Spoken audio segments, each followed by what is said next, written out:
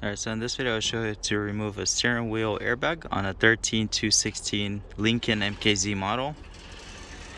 Just make sure you disconnect the battery so there's no power to the car, and we'll go ahead and start. So on the bottom of the steering wheel there's a small hole, so that hole right there.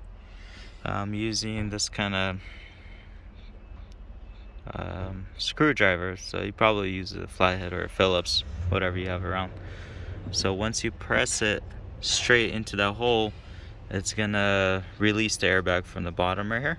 So I'll show you right now.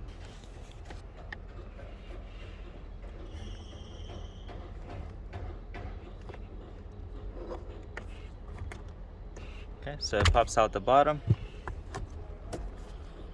and then you just lift up and slowly pull it out.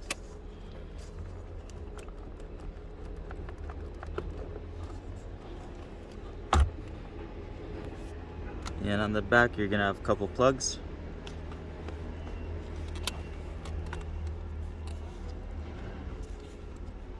So those orange, these two yellow ones, the orange little pins inside, you have to pop them out with the tiny little flathead. And once you pop them out, you could just pull them out. They're basically locking pins. Ours are loose already.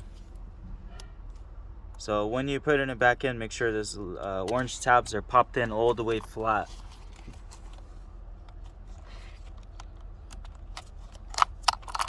Alright, so there you go. So the only locking tab is the one on the bottom.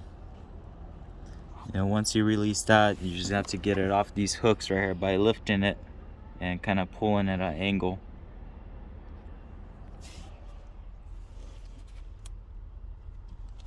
That's the part you're pressing on with the screwdriver.